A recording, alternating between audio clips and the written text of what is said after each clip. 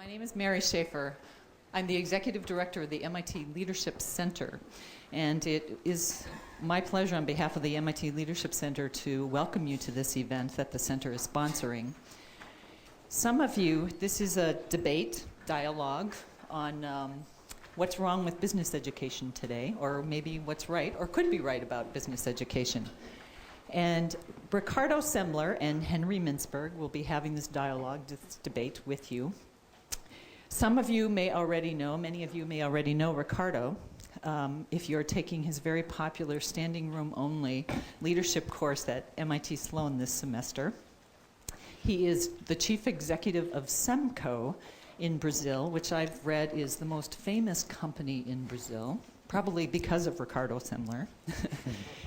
It is a manufacturing company. It manufactures, I think, 2,000 products, and also is in banking and environmental services, or whatever the latest count is.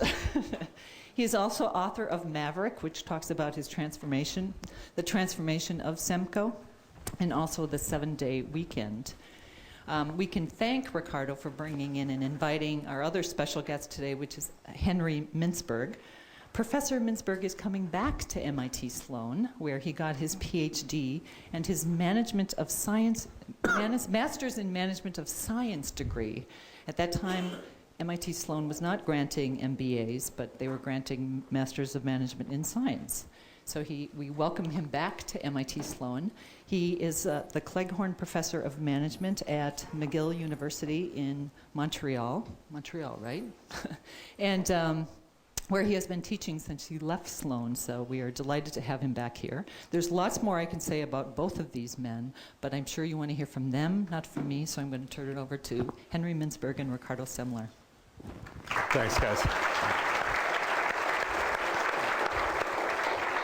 Well, you'll remember some of the guys in my class. I told you that this particular conversation, which is really, I'm just trying to get Henry to speak, he hasn't been here for 10 or 15 years, could be called Why MBAs Are Useless, but we've decided to change the title. And, you know, Henry, you live in Montreal, and I think you'll understand this well. You're going through this process, which you'll definitely explain to us about IMPM and this process as an alternative to MBAs, and it reminded me of a time in France, you'll understand this well, and I think many of you will, that we were talking about our practice and what we should do with it. And this French manager at Home Poulain was telling me that he had a very specific problem. And he asked his people to deal with it, and they came back, and they came back and said, look, here's a 6-step solution to this, and it'll work fine. And that what he did was kind of scratch his head a bit and say, well, this will work in practice, but will it work in theory? And so my question to you was, IMPM, which you have to explain, but which is basically about saying that MBAs are too inexperienced or too young at that point to really benefit from the kind of education that's set up for them. And that, in fact, IMPM, I think, deals with people that are more akin to the Sloan Fellows age group and management experience. Doesn't that necessarily mean trying to think IMPM from practice back to will it work in theory? Doesn't it mean that there's nothing left in that sense of a program that would teach MBAs of that age, and therefore, if you were a dean of MIT, you would extinguish the MBA program? Okay, a few different comments. First of all, I'm Canadian, and the thing I always thought about Canada is that it's one country that works remarkably well in practice, but doesn't work at all in theory. So it's anybody who's Canadian in the room will appreciate what I'm saying. I start with the assumption that you can't create a manager in a classroom. And if you try to do that, in other words, if you try to take someone who's not a manager and try and turn them into a manager in a classroom, you create hubris. You create people who think they've been trained to manage but haven't been trained to manage, and they're going to get an awful shock when they try to do that. Or worse, the people who they're managing are going to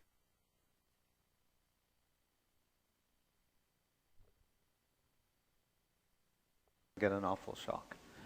You can learn management. You know, having an MBA doesn't stop you from learning management, and most people who don't have an MBA have to learn management as managers too. But there is a slant to the MBA program, many MBA programs, that I think distort people's view of what management is. If you go to Harvard across the river, you have this impression that hand me a 20-page case and I'll hand you a decision. Over here, it's more the tilting, and at Harvard too these days, it's more the tilting towards analysis and a very heavy analytic aspect. Management is where art and craft and science meet. You can't do anything with craft when people have no experience, because craft, by definition, is rooted in experience. And art tends to get treated in the classroom in a kind of voyeuristic way. We have cases about entrepreneurs and things, or they can actually see you in real life.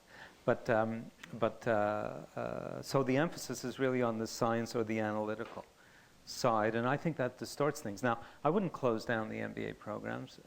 We just had a discussion of that at McGill recently, a couple of days ago, with the new dean. I would simply recognize them for what they are, training in analytical skills for analytical jobs. We know that most MBAs go into things like investment banking and consulting. They're trained to do that. That's fine. Just don't pretend we're creating them as managers, and be very careful about management courses. Courses should be about management in the sense of exposing people to what management is, but not pretending that people are becoming managers because they're having certain cases or because they're oriented that way. So don't close them down, but recognize them for what they are. But if you say that they're stuck with a few constraints of what you can do well in an MBA program, and as you say, for the craft, they don't have enough real life experience, and there wasn't enough time for that at that age. The voyeuristic part, they bring in people like me as zoo animals, I suppose, and they look at it and it goes away. And don't feed the businessman. Probably there's a sign outside. And okay, now they're left with one part of that. But on the other hand, you take the second-year MBAs who are now living with the decision of which career, which industry to go into. As the cycles of investment banking and consulting and the dot-coms, for example, during the dot-com era, there was a tremendous amount of interest to go to that. And then, as you yourself said, I mean, we were looking at Ford Motor Company and what happened to their recruitment of MBAs. And during 99, 2000, when the dot-com thing was hot, nobody showed up. And then when the bust happened, there was standing room only to be hired at Ford, which is now a junk bond status. So how the heck can these people take these analytical skills and decide what kind of an industry to go to? And to be stuck in the analytical side is probably not what they had in mind anyway, no? Well, if what people have in mind is to be managers, then I think there's a better route to it, frankly. And I think it's a different route. I think the route is to get into an industry, get to know it, prove yourself, get promoted into a managerial position, and then go to a program that uses your managerial experience explicitly. Not other people's managerial experience, not cases. I mean, cases are fine as far as they go, but basically uses your own experience as a manager. I was going to say before, too, a lot of people will come to the regular MBA program here with managerial experience. And they'll say, well, I have managerial experience. And I'll say, yeah, that's better. But you're cut off from that experience because you're here for 2 years or whatever it is. And you will have very little or no opportunity to actually use that experience in the classroom, the way we can use it with managers who are coming and going. I would say the same thing about the Sloan Fellows program. It should be a part-time program where people come and go, so you build it on their experience that's ongoing and not cut them off from that experience for 12 months or 10 months or whatever it is. But then, I mean, supposing somebody, I mean, I would assume that if somebody at 20-odd years came to you today and said, you know, I want to be a manager, Henry, should I go to MBA? What MBA should I go to? That probably you'd say, don't go yet. Yeah.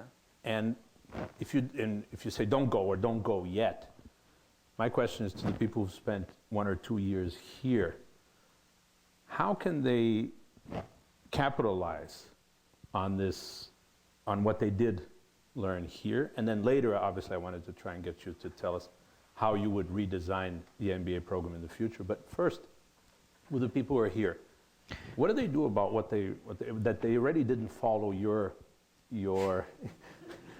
recommendation to not enroll at all?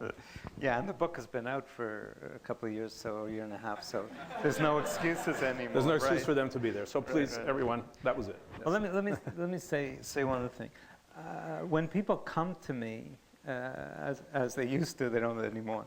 Or a father will send a child and say, he wants to do an MBA. Can you give him advice on do it? And I give him my usual spiel, which is earn it. You want to be a manager? Earn it.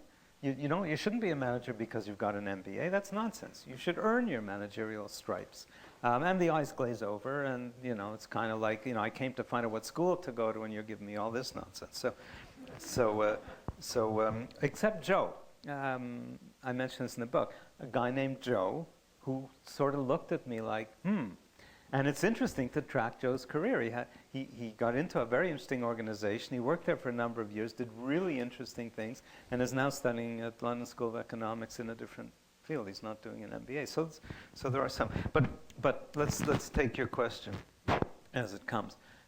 Point number one is you should leave here. I don't know if you've been told that, but a number of other schools will say, we're training you for leadership. Read the Tuck School promotion or Harvard's promotion or whatever. We're training the leaders of tomorrow, we're training you to be managers and so on. Do not believe it. You are not being trained to be managers. You're being trained very well in the business skills, in the business functions, marketing, finance, accounting, whatever it is. Those courses are good, they're strong, and they're giving people a sense of business, and that's the other side. But business skills, marketing plus finance plus accounting plus even strategy treated as strategic management, or organizational behavior treated as human resource management, does not make management. Management is about quite different things. Certainly organizational behavior courses get into that, and certainly managers have to deal with strategy. It's not clear to the extent to which they deal with strategy the way Mike Porter deals with strategy, but that's another story. So I think people should recognize that they've been well grounded in business skills. That gives them a good head start in that. If they want to be managers, they should prove themselves. They shouldn't expect, and companies, I think, should be criticized for taking people out of school and putting them straight into managerial positions. I think that's a dreadful idea. I think people should go into positions that use their business skills, prove their abilities, then go into managerial positions, and then recognize that's the time to start learning what management is all about. Okay. But isn't there a bit of medieval guild in that rationale? Is there a bit of a medieval guild in that rationale? Well, no. Well, yes and no. I mean, there's no kind of formal, you have to pass hurdles and things like that. The managerial community is massive, and there's all kinds of ways to work in it. And but there is an element of apprenticeship for sure, where you might pick up bad habits as well as good. But that's not where I stop, and that's where you're coming to, I guess, which is I think training, certain kinds of programs can be very beneficial once people are in managerial jobs. I don't care how long. They might have been in for 6 months, they might have been in for 5 years or 10 years. But once you're in the job, then we can tap the experience you're living every day.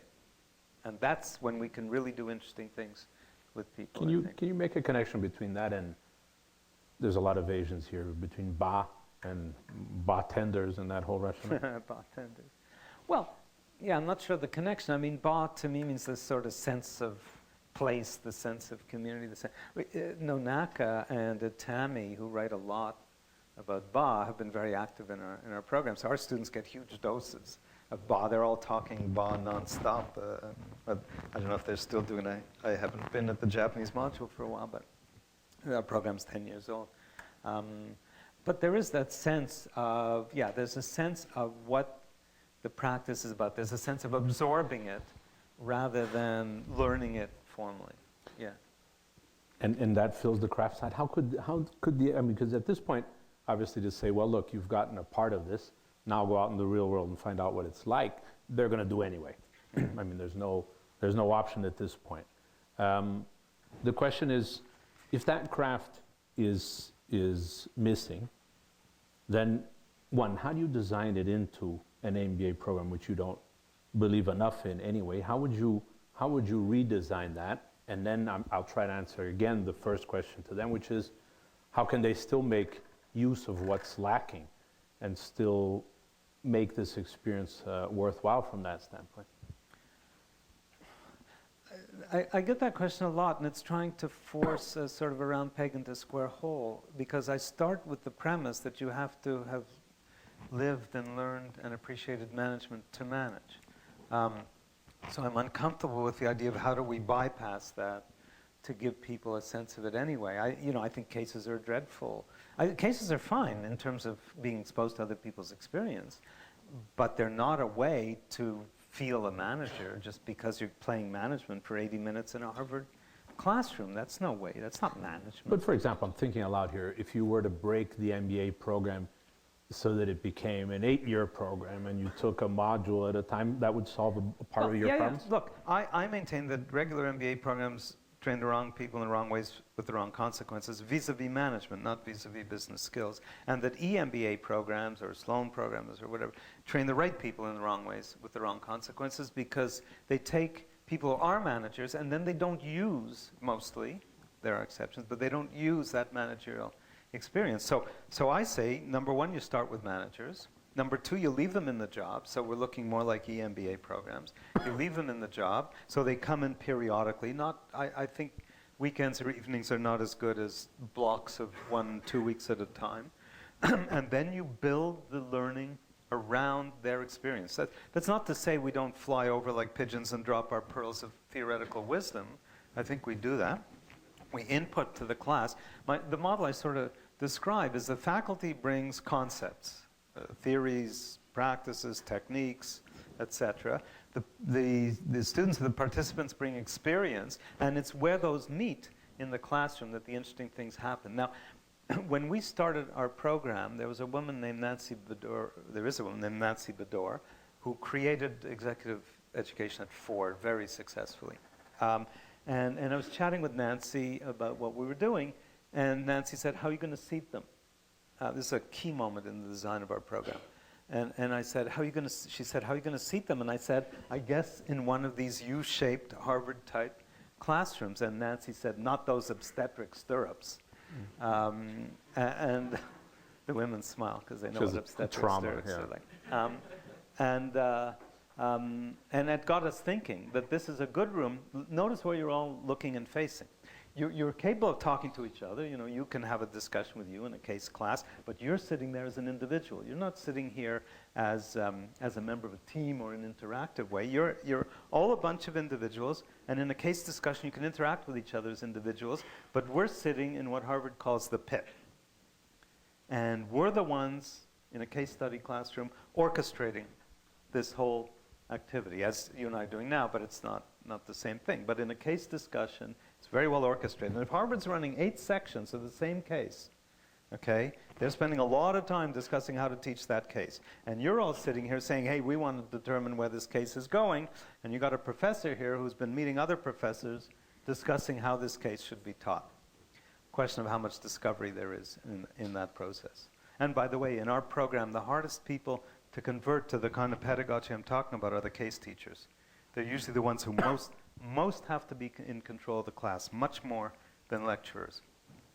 So we designed a flat classroom with round tables, and so there's community around the table of 5-6 people, and there's a community of the classroom, and we go in and out of discussion all the time.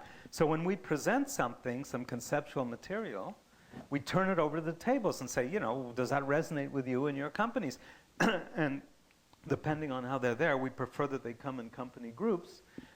So they may be sitting 5-6 people from BP, for example, and they'll discuss, what's the relevance of what we just heard for our company. So you get this very dynamic, vibrant sort of back and forth. That's very, very powerful. Let me ask one thing. If you could raise your hand in the countries where you come from, how many of these countries or the country you're at have business school as a undergraduate program for people who are 18 years old?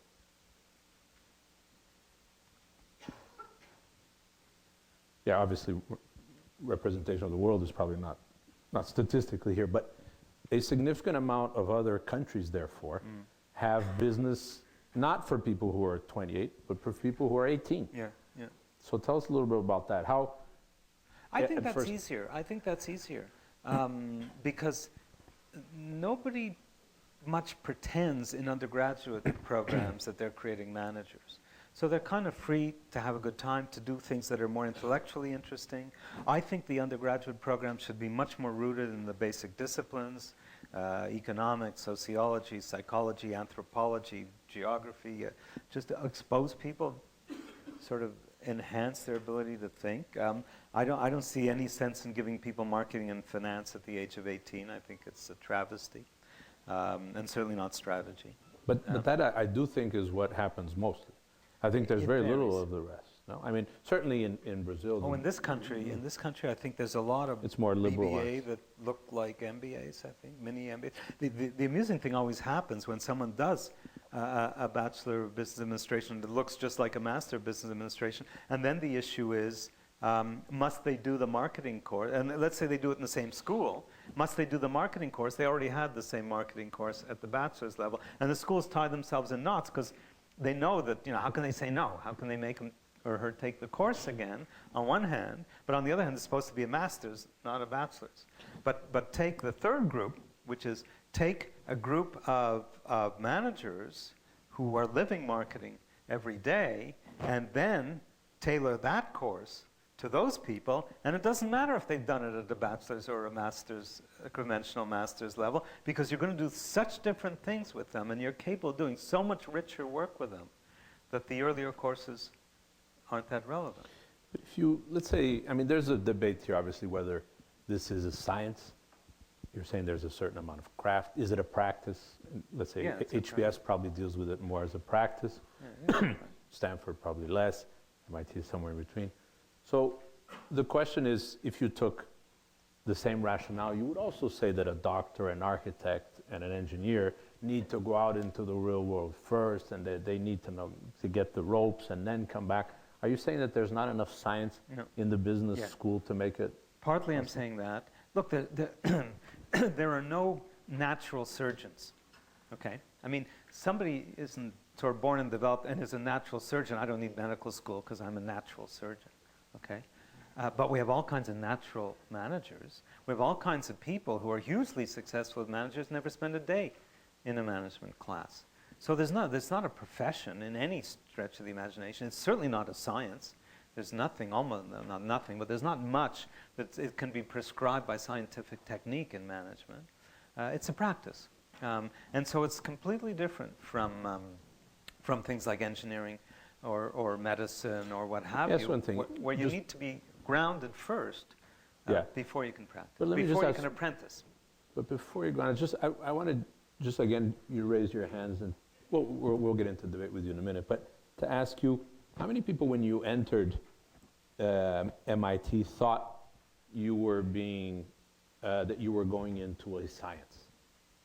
If you could raise your hands. That actually you thought management was a science that you were going to learn when you went through this course. How many people think that? How many people admit it?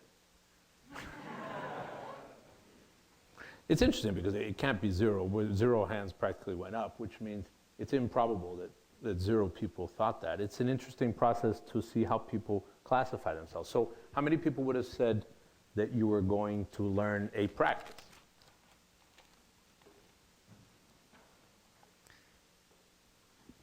And if the rest of the people, if you just raise your hand saying you wasn't either of the two things. It's interesting that way because I'm trying to gauge here what it is that, what expectations were there in terms of science, practice, or craft, and therefore to compare when people go out into the world now, what they got versus what they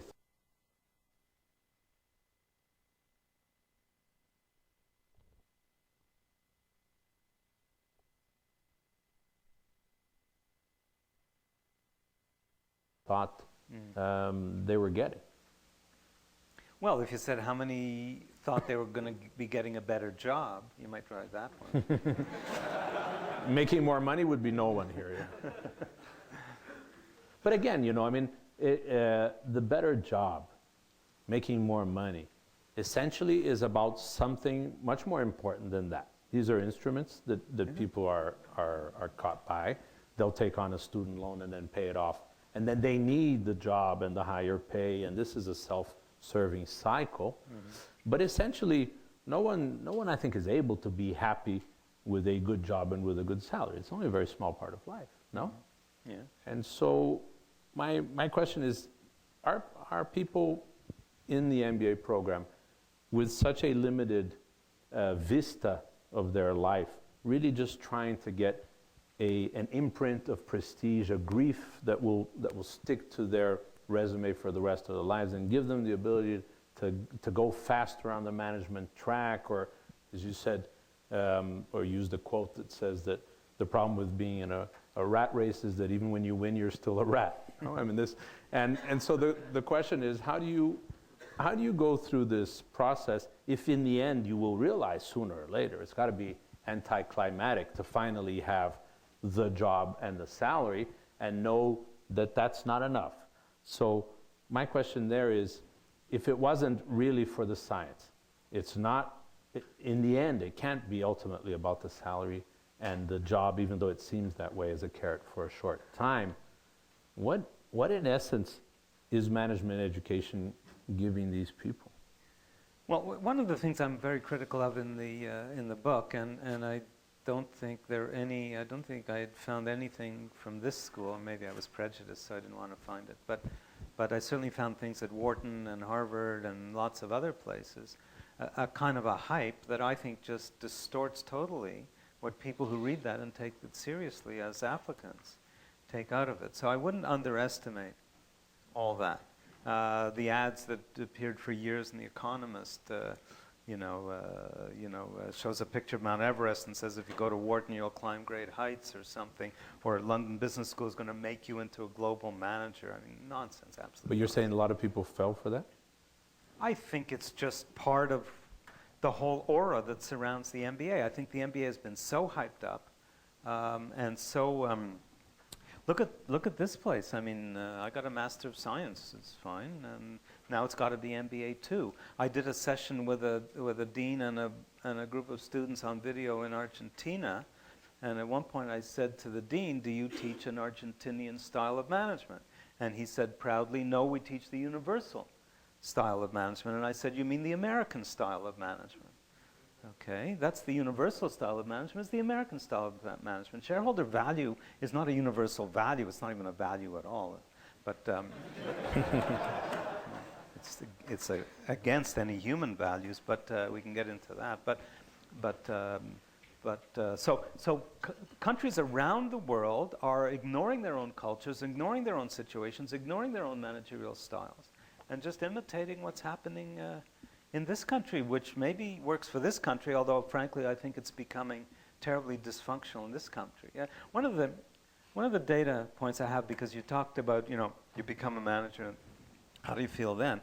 The thing that shocked me most, and it's the only data points I found, but rather shocking, there was a book published by a sort of classic insider at Harvard, who had been in all kinds of positions at Harvard, called Inside the Harvard Business School, published in 1990, and on page 6, he lists kind of Harvard's superstars as of 1990, Harvard's most famous graduates, chief executives of businesses as of 1990. I said, oh good, wow, this is perfect. We can see what these 19 people did from 1990 to 2003 at that point. We have 13 years of experience. We were stunned by the data. 10 of them were absolute outright failures. Okay, their companies went bankrupt, they were fired by the board, stuff like that. And another 4 were very questionable at best. William McGee and Frank Lorenzo and people Yeah, Lorenzo was on that list. So he probably made it by a few weeks. So 5 out of 19, including Gerstner was one, performed apparently fine. I think, frankly, the book understates what's going on. I think the situation is far more dire than I stated. I think there has been a depreciation of management and leadership, which is this huge sort of hyped up thing now. Somebody looked at Amazon and found 17,000 books on leadership and 2 books on followership. We've just made so much out of it, and we don't. We were chatting, Mary and I was chatting before about how much do we look at the other side of leadership? Somebody wants me to contribute a chapter to a book on leadership, and I said, I don't really have anything. And I said, oh, wait a minute, I do have something. I have an article that I put together. It hasn't been published, and the title of it is George W. Bush, MBA, Harvard, 1975. And it consists of excerpts from the book. That's all it is, excerpts without comment about various criticisms of MBAs, and let people read that. You know, a week or so ago he said, we're problem solvers, and I'm kind of saying, well, show me the problems you solved as opposed to the problems you created. There was a comment in the New York Times about the Bush team being hands-on, and what it said was hands-on meant they knew the numbers. And I'm kind of saying that, you know, to use that old joke, it's watching the scorecard and not the ball. Scoreboard and not the ball. To have your hands on the numbers is absolute utter nonsense. But the whole FEMA thing, and I don't know if that guy Brown was an MBA or not, but the whole FEMA thing is just indicative of the absolute utter depreciation of leadership and management in this country, which is, I think, undermining all its institutions. And I say that with a lot of consideration. I speak to people in businesses, you know, all over the place, and I just get story after story after story about the self-serving nature of chief executives these days. Not all of them, but far too many. If you're real, a chief executive is a person who's supposed to worry about the long term. So why are we paying them on short-term stock appreciation? A chief executive is supposed to worry about teamwork. So why are we singling them out? Anybody who was a serious chief executive would say to the board, don't single me out and don't pay me short term. I'm trying to build this company in the long term, and I'm trying to build teamwork. Why are you doing this to me? But we're undermining company after company after company in this country. I think it's dreadful. But if we rewind that to this issue and try and put it together, there's a couple of things that come to mind. One of them is that the soft skills, therefore, which may be lacking in a lot of these issues and may create also some of the ethical issues that you're bringing up and some of this rat race in a pyramid. Is it possible, one, to incorporate a higher degree of soft skills by bringing in, for example, would it make sense to have MBAs have more psychologists or more sociologists or anthropologists? What kind of other inputs could come into an MBA program that would deal with the soft skills to a greater extent than they are today in organizational behavior and HR?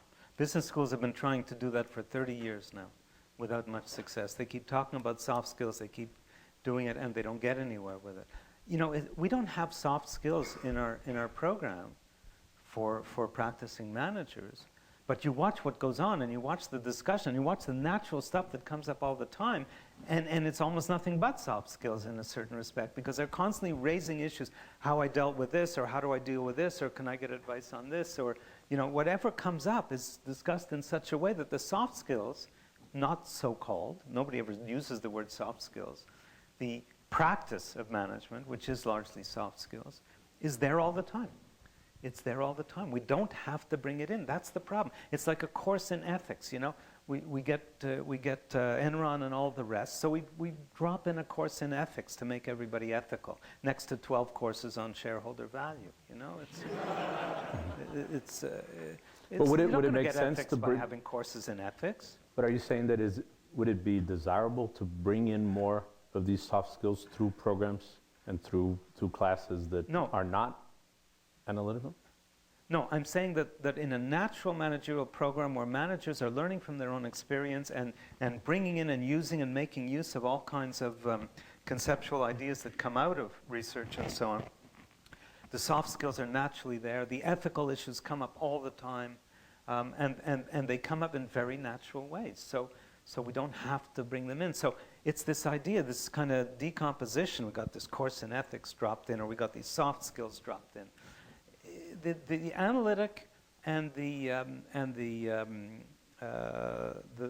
soft side just blend together naturally. The program's in 5 modules, and the person who's running one of the modules at McGill now, because they're in 5 different schools, is in finance. I think it's the first time we've had somebody in finance running one of the modules. It works fine. He's really attuned to them as managers, and what their and what their concerns are on the job. And yet he's extremely strong in finance and financial models and economic value added and all the rest. So there's not. You wouldn't listen to him and say, now he's doing finance, now he's doing soft skills. It's just, it blends. A bit from what we said, Henry, going back a little bit, says that to a certain extent you probably believe, and I'm asking you whether you do, but whether you believe that between the incompatibility of the sustainability of businesses and how long they really last, which is not very long, and the careers that these people have to put together, and the chance, given that leadership is situational, the chance that this is all going to jibe nicely is very low. Do you think in essence, a lot of these people are going out to the world as hired guns or as mercenaries? I think that's obviously much more of a tendency with people who are trained in management out of context. One of the beauties of bringing in people in context, in other words, not leaving their jobs, but coming in to study, is they learn what they're learning in the context of their organizations, their companies, their experiences. So I think it's much more powerful. There is a tendency of people who learned management out of context to bounce around a lot. There was the astounding comment by, I think, Lieberman, one of the senators. Somebody reported in the newspapers a week or so ago that said the director of FEMA should really have experience in emergency relief, or whatever it's called. What an astounding statement. You have to say it? What an utterly astounding statement, you know? Well, if you're going to run a hospital, you should know something about what's going on in hospitals. Yeah, that's a good idea. Yeah, maybe we should try it that way. This idea that you can parachute in and manage anything is absolute nonsense. Occasionally it works, but for every time it works, there are 10 or 20 times when it fails miserably. But let me mention something else, which is a hobby horse of mine now. At this point, I think the biggest problem in leadership and management today, and the one that's most easily corrected, is selection. Because the tendency for selection is to select from the outside by people who know the least about the candidates and the jobs. We almost never consult the people who know the candidates best, namely the ones who've been managed by those candidates. I don't mean that we should elect managers or leaders. I just mean we don't even consult or get the advice of the people who know best. So you get this comment, which to me has become a kind of a syndrome in a way, about Bolton when he was proposed for the United Nations. Somebody referred to him as a kiss up and kick down kind of manager. And that's the kind of people we're getting more and more, because it's the kiss up that impresses the people who are making selection. And all we need to do is bring in the input of people who have been managed by those people, and we'd get much less of. Can you imagine people in FEMA saying, well, would you like to have someone running this agency who's actually been working in horse trading for the last several years? Or horse shows, at least, for the last several years? I don't think people in FEMA would say, oh, bring them on, this is wonderful. Or the World Bank, and I happen to. But doesn't this conflict with the Gerstner case where IBM had to look for somebody who understood cookies? And I've said this before, because when you go into the computer, they ask you whether you want to save your cookies. So probably that was the connection they found with his cookie background. But the question is, in the end, didn't that work out? Yes, but for every one of those, I'll show you 10 that didn't. So it was an utter exception, you think? It happens, and I think he was smart enough.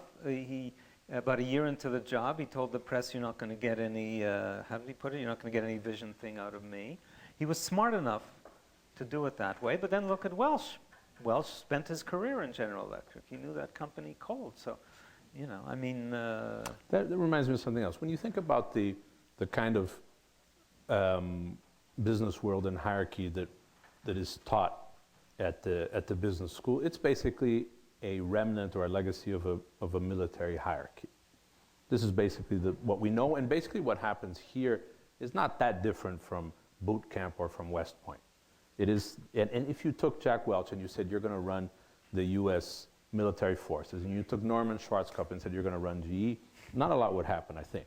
So my question is there something from that military history that is no longer useful for the future, because these, today an army of 1 million can be brought to its knees by a little vial in a subway station, right?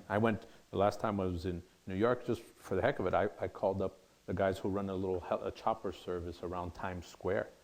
And I said, you know, what does it take to get, what kind of security goes through? Because to get to Boston, it'll take me 2 hours of security checks, and I have to take off my shoes 3 times. So what does it take to hire a chopper if I want to throw a bomb over Times Square? And I said, no, nothing. Don't worry about that. Just come on in, and you'll go right on the chopper.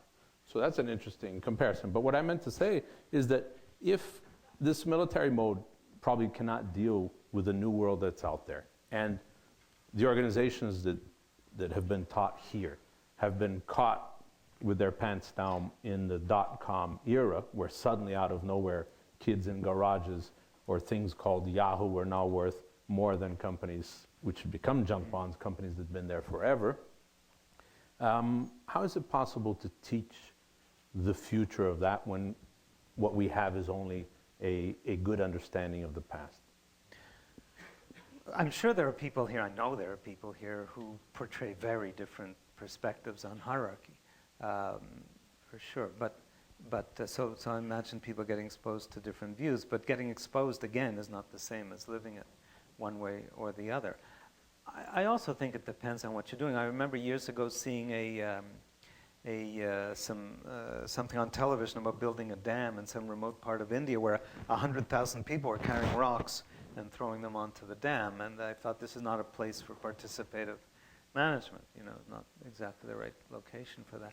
So it really depends on what you're managing. So-called knowledge work obviously requires a lot more decentralization, and systems like Linux have really wonderfully shown what you can do with very different kinds of structures and arrangements in organizations. So, you know, there are different ways of doing it. Sometimes an autocrat will get a lot done just because they know what they have to do, and they just kind of bark orders and everybody listens and does it. But I think in general I'm sympathetic to what you're saying, that we need much more humane organizations. Look, my wife was raised under communism. She left Prague when she was 18, the first train after the spring of '68.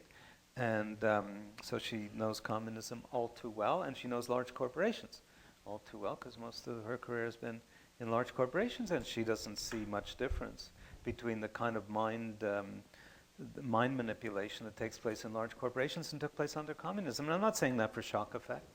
I'm not saying anybody who's experienced the two, that's not sort of an outrageous statement. Anybody who's experienced the two. And if you consider 5-year plans and the intelligentsia that's at the top. And also manipulation of people and the manipulation of information, not all corporations, but all too often. All too often, there's a lot of that going on in a lot of big corporations. Doesn't that bring up an issue that... For the same reason, by the way. The reason you can nationalize so easily or privatize so easily is because all you have to do is change the chief executive.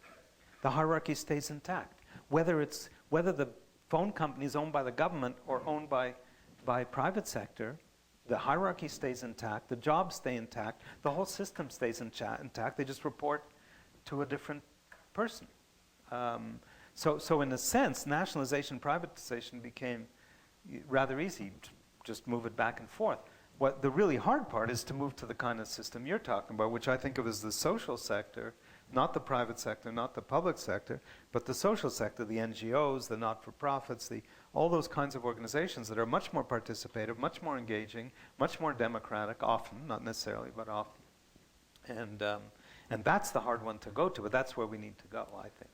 You're surrounded by women with strange names, Sasha and Chacha and Santa, but my question there is, you obviously... You better clarify that one is my secretary, one's my research assistant, and one's my wife.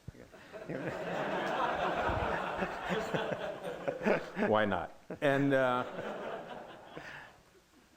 my question there is the following. If you see the increase of the percentage of women MBAs, yeah. And I think it's about a third here, something like this, right? But it's on the increase. If you think also that there's a case for intuition as being something that has been drummed out of the MBA system over time in exchange for analytical skills. Does it make any sense to think that an increase of women will bring back some of the intuition to the process? I have very mixed feelings about that. It's an interesting question. I have very, very mixed feelings about that question. Because on one hand, I think women in general, let's leave aside whether or not they have MBAs, will bring, on average, typically, a different perspective. And I wrote an article once called Nursing as Blended Care. I think women are much more inclined to bring a kind of blended care to an organization. And all the kind of styles of management I favor, women typically, although there's lots of women with all kinds of, when women sort of take on this sort of the male approach to management, they can be far worse than the worst man, and there are lots of men who practice that style of management too. But I think women are more predisposed to that. I'm not sure the MBA, again, for reasons we discussed before, is necessarily going to highlight or bring out or encourage that thing. Fiorina, I think, is a classic example. I don't think anything I could tell about Fiorina at Hewlett-Packard reflected her femininity, if you like. She played the numbers worse than anybody. Well, not worse than anybody. She didn't do it illegally, but she played the numbers extensively. She centralized in certain ways. She was disconnected. She had all the syndromes of the MBA training. But you think it's a trend? I mean, you think that women think that to play in that game, in the arena that men have structured, that they need to play it in a masculine way? Well, I think women should answer that question, not me, and women in those jobs. But there's some of that. And there are some situations where women can sustain what they are. The real question, I know a situation where a woman's been running an operation extremely effectively, but as second in command. And they constantly bring in a male to be her boss. And I just said, don't bring in the damn male, promote her, and save yourself all his money, all the money you're paying him, which will go straight to the bottom line. And just, it's so simple. But she's not aggressive, she's not promoting herself, she's not lusting after the job, she's not doing all the things that men tend to do. And so she gets bypassed. And yet if she ended up in the job, and she's there whenever the male leaves and there's nobody there for a few months, she does fine. So there's also the question of how aggressive women tend to be, and how much they want to play the corporate game. And as you say, the ones who play it to the hilt may not be the ones you want. Should we use the last 10, 15 minutes to get questions from you guys? Daniel, go ahead. Employers always seem to come to hire MBAs, so does that mean that they're just as misguided as we are? The short answer may be yes, but depends what they're hiring you for. They used to say about IBM that if you were a purchasing agent and bought an IBM machine and it went bad, they blamed IBM. But if you bought any other machine and it went bad, they blamed you for not buying IBM. If you're an HR person having to hire, you bring in an MBA. Well, after all, he or she was an MBA, you can't blame me. So I think it's a bit of a risk-averse kind of thing. It's a bit of a pain to dig out, to find out who is graduating in geography, who might really fit the bill a hell of a lot better, but how are you going to find them in geography? So these become screening halls, and a lot of people have described MBA programs as screening devices for corporations. If you've been through the MBA program, we know you're smart. And we know you've learned quite a bit about business skills. So we got that much going, so let's hire you. But the short answer to your question in some ways is yes. Yeah, go ahead. Sorry. Professor Mintzberg, you seem to indicate that it's just a general leadership problem in the country, in the U.S. So given that we've all made the first mistake of getting an MBA, what can we do when we graduate to improve the leadership situation? I think people have to be... I think there's a difference between being attuned to what's fashionable, being attuned to what's in, being attuned to what'll get you ahead, and holding your ground and having some backbone and having some beliefs about what this company needs, what it needs in the way of management, what the customers really need, how do I really connect with the customers, and not what's fashionable, not what's the latest thing in the Harvard Business Review or what's the latest thing in the management literature. There's a lot of mindlessness in management. Whenever somebody says to me, "What's hot?" I just get livid.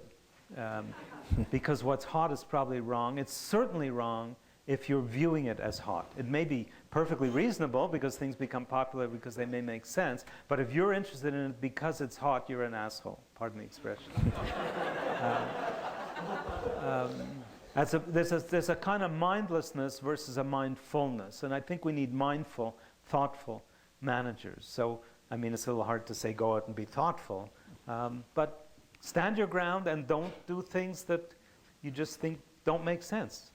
The amazing thing about this country is and I was reading an article this morning, I think in the Globe or somewhere, about the people on the ground in FEMA and how devoted they are and energetic they are, and how, but they can't get orders, they can't get sort of approvals to do things, not orders, but approvals to do things and so on. This country is permeated with energy and vibrance and vitality, and management all too often is undermining it. It was management that built up the country with those kinds of people, but it was a different kind of management.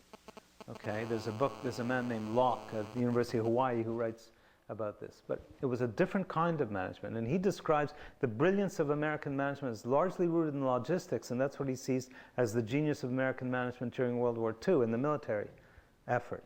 But we've moved to a whole other kind of phony and detached style of management, and FEMA is just the most obvious, glaring example of it. It's everywhere. I've sketched out a kind of an op-ed piece about the rock of that Katrina turned over the rock, blew over the rock, and exposed everything that Bush's America didn't want to see. And part of it is the kind of leadership issues that are just damaging this country terribly. Wouldn't Robert McNamara, an MBA and this World War II logistics expert, also prove that cycle also goes down and is also problematic? Is also problematic, is equally problematic. Oh yeah, no, he was in a sense the worst of it. It wasn't World War II. He was very Vietnam. good at it. It was Vietnam, and he was sitting managing the numbers in Washington. Oh, absolutely, he was the epitome, Harvard MBA, and the epitome of this disconnected style of managing. But there's also this idea of the mindlessness too. There's very strong pressures to conform in this country, which I don't see in Canada or England. I see it in France. There are very strong pressures to conform, and how do you explain a Henry Kissinger who couldn't tell that the Vietnamese were in a nationalist movement and not a communist, that communism wasn't the issue for the North Vietnamese? It was nationalism that was the issue. How could a genius like Henry Kissinger not see it? I mean, the only way you can explain that is he didn't have the courage to see it. How come all those people watch this king marching naked in the Hans Christian Andersen story and nobody noticed he was naked except the little boy? Because they didn't have the courage to notice it. Okay? And people in this country didn't have the courage to see what was going on in Iraq right from the beginning, and all around the world. Everybody was looking on aghast, saying, what the hell are they doing? And very few people in this country had the courage to stand up and say, Jesus, what's going on? It's this kind of mindlessness or fear of standing out, or fear of not being a part of the bandwagon that's very, very destructive, and it permeates management these days. It's people looking for the formula, the latest trick to manage a company, as opposed to Welsh. Welsh was interesting. I mean, it is interesting, I guess. Welsh, totally thoughtful guy, incredibly thoughtful guy. And I think Gerstner too, very thoughtful guy. So thoughtfulness is your answer. Sorry, Bernard. What in your mind is the management practice and skill that you will train in your mind, the manager, if not all the traditional topics of accounting, strategic management, organization? Yeah, sorry, what are you asking? What is the management practice and training and skill that you will be training people if it is not the traditional management topics of organization, behavior, leadership Okay. up to date? That's an easy one. because we thought a lot about that one. When we developed our own program, we obviously had to get past the functions. Management is not marketing, finance, accounting, so we couldn't organize around those business functions. They're fine, but that's business, it's not management. So we couldn't organize around those functions. So we couldn't organize around nothing. We couldn't just say, we're here to talk about management. So we developed a framework of 5 what we call mindsets. There's an article in the Harvard Business Review in November '04. We call them mindsets. And the first one is called Managing Self, the reflective mindset. So that looks in on people as individuals and their own styles of management, their own thoughts about management, their own approaches. So we can take people who are managers and discuss all kinds of things about how they approach management, how they think about it, their styles and so on. The second module we called Managing Organizations, the analytic mindset, although you would probably prefer it be the network mindset, so we look more at kind of management as in the context of organizations, a more systemic kind of process. The third module we call Managing Context, the worldly mindset. In other words, managing the situation around the organization, and we didn't call it global, we called it worldly. And we pride ourselves in training worldly managers and not global managers. Global managers are people who have no roots in a sense, they're people who belong to nothing, they belong to the world in a sense. And we want to take people who understand their own culture, where they're coming from, but also understand other cultures and can get their heads around other cultures. So we call that worldliness, and we call it the worldly mindset. The fourth module, these are each 2 weeks in the program. The managers come every 3 or 4 months for 2 weeks. The fourth module we call Managing Relationships, the collaborative mindset. That's back to what Ricardo was raising earlier. And that's about relationships and so on. And by the way, I should mention we're developing a healthcare program for managers in healthcare from around the world around the same kind of framework. And of course, managing professional relationships in the healthcare field is very important. So that's the fourth one. And the last one is called Managing Change, the action mindset. The idea is that everything that every manager does is sandwiched between reflection in the abstract and action on the ground. Everything that every manager does has a reflective component and an action component. If there's no action, nothing gets done. If there's no reflection, then it's mindless. And then we put the 3 levels in between. We have the level of relationships, the level of the organization, the level of the context around the organization. That's the framework we're using. And everything's kind of embedded in those 5 modules. Henry, can I ask you to do a last 30-second or 1-minute message to these guys who, to a certain extent, are in a defensive mode because you're coming here saying that they've been wasting their time all of this while. What is 30 seconds that you'd leave as a message to this group? Well, I wouldn't say you've been wasting your time at all. And I think we've talked about examples like Gershner, who also went to the Harvard Business School, of people. All I'm saying is beware of the management component of what you're doing and recognize that management is that what you need for business skills, what you need to do marketing research, what you need to do financial analysis is quite different than what you need to practice as a manager. And of course, the way to do that is to go into a managerial job and then insist that they send you back to our program in 5 years from now, and then you'll get the management side. Then you'll have the business side and the management side. You'll be all set. Guys, thank you so much for coming.